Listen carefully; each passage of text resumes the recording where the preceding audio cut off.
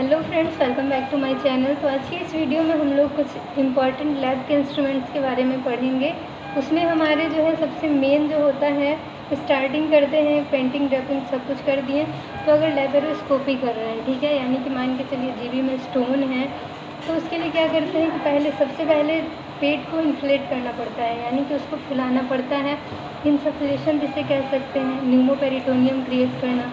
तो उसके लिए सबसे पहले क्या करना होता है, तो वेरिस निडिल, ये जो आपको दिख रहा है ये आपका वेरिस निडिल है।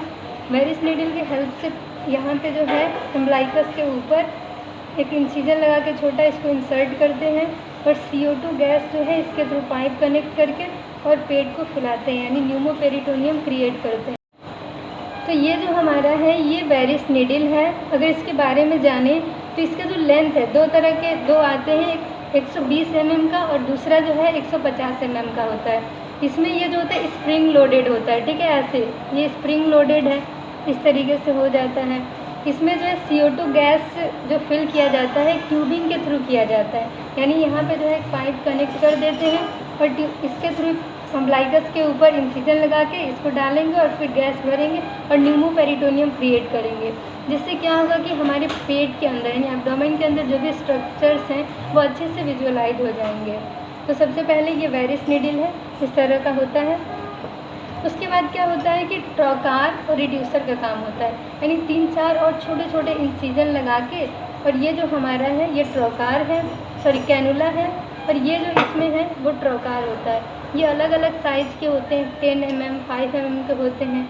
इसमें ये इस तरह से इंसर्ट करके, और ये देखिए इसके थ्रू पेट में इंसर्ट किया जाता है इस तरीके से दबा के, यानी यहाँ पे करना है, इधर करना है, तो उसके अकॉर्डिंग देख लेंगे कि क्या सर्जरी है।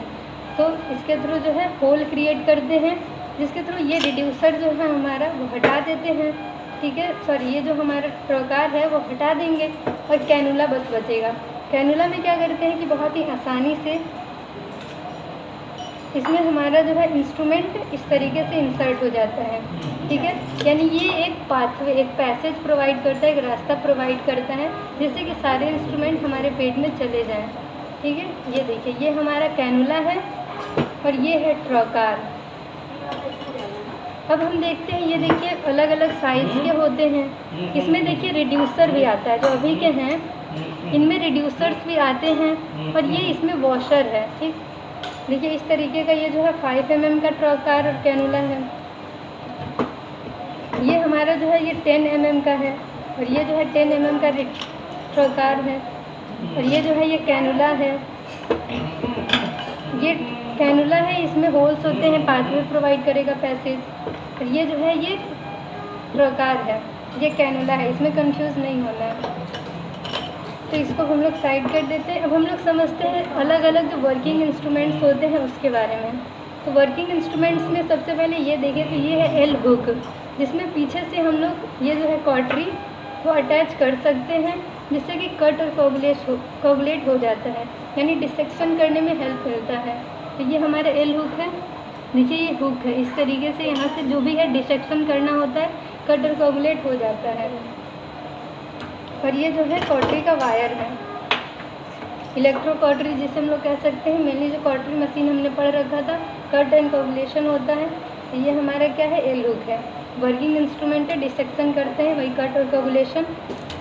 फिर हमारा आता है सीजर। देखिए ये सीजर इस तरह के होते हैं, यहाँ से इसे कंट्रोल करते हैं इस तरीके से, ठीक है, ये सीजर है। इससे जब हम लोग जैसे क्लिप अप्लाई कर दिए, लाइगेशन कर दिए, तो वहाँ पे कट करने के लिए, कहीं भी अगर कट करना है तो इससे हम लोग कट कर सकते हैं। ये सारे लैब इंस्ट्रूमेंट्स हैं।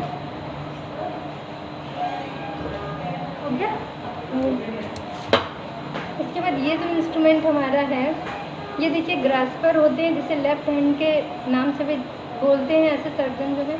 तो ये हमारा जो है ग्रास्पर है, जिससे कि होल्ड करते हैं, होल्ड कर सकते हैं इससे आसानी से। अगर कोई भी स्ट्रक्चर ऐसे होल्ड करके ऐसे लिफ्ट करना है, उठाना है, तो इसके लिए हम लोग ग्रास्पर का यूज कर सकते हैं।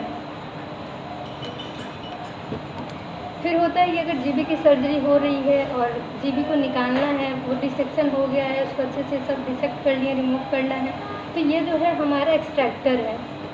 इस तरीके का एक्सट्रैक्टर होता है, इस तरीके से इसे होल्ड करते हैं, जो भी है उसे इस तरीके से ऐसे करेंगे, एक्सट्रैक्ट कर लेंगे, निकाल लेंगे। फिर तो ये हमारा जो है वो कोई भी ऑर्गन जो कि डिजीज वाला है, डिसेक्शन हो गया, कट कर लिए अच्छे से, अब इसे शरीर से बाहर निकालना है तो इससे होल्ड करके रिमूव कर सकते हैं। ये हमारा एक्सट्रैक्टर है। और सबसे जो मेन है वो हमारा होता है मैरीलैंड, जिससे कि होल्ड कर सकते हैं, खींच सकते हैं, पुल और पुश कर सकते हैं। तो ये मैरीलैंड कुछ इस तरीके का होता है। जैसे कि मॉस्क्यूटो हमने देख रखा था ऐसे नॉर्मली, वैसे ही लैब में हमारा होता है मैरीलैंड। मैरीलैंड से हम लोग जो है उसके बहुत सारे काम, पहला तो डिसेक्शन कर सकते हैं, उससे होल्ड करके खींच सकते हैं, होल्ड कर सकते हैं ऐसे। फिर इससे कुछ भी अगर ऐसे खींचना है या आगे उधर धक्का देना है तो ये काम कर सकते हैं। यानी होल्ड, पुल, पुश और डिसेक्शन का काम हम लोग मैरीलैंड से करेंगे। इसके पीछे भी यहाँ पे कॉटरी अटैच हो जाता है, जिससे कि कट और कोगुलेट आसानी से हो सकता है। डिसेक्शन में हमारा हेल्प करता है। तो एल हुक और ये जो हमारा मैरीलैंड है वो हेल्प करता है डिसेक्शन में। फिर ये भी हमारा ग्रेस्पर है, देखिए ये भी ठीक। ग्रेस्पर का काम वही है कि होल्ड करने के लिए, लिफ्ट करने के लिए, खींचने के लिए। तो ये हमारे लैब इंस्ट्रूमेंट्स थे। अभी और भी होता है, लेपेरोस्कोप होता है, यानी टेलीस्कोप लंबा सा होता है, उसमें लाइट सोर्स होते हैं जिससे कि अच्छे से अंदर विजुअलाइज हो पाए, लाइटिंग हो जाता है ताकि वो जो है अच्छे से स्ट्रक्चर्स दिख पाएँ अंदर के। तो टेलीस्कोप होता है जिसमें लाइट और कैमरा जो है अटैच रहता है। इसमें ट्रकार, कैनुला, रिड्यूसर होते हैं। फिर आपका अलग अलग इंस्ट्रूमेंट्स होते हैं, नीडल होल्डर, मैरीलैंड, ग्रास्पर, और फिर और भी बहुत सारे इंस्ट्रूमेंट होते हैं, एल हुक वगैरह, क्लिप्स होते हैं अलग अलग। तो इस तरीके से इस वीडियो को यहीं पे एंड करते हैं। तो thank you for watching my video.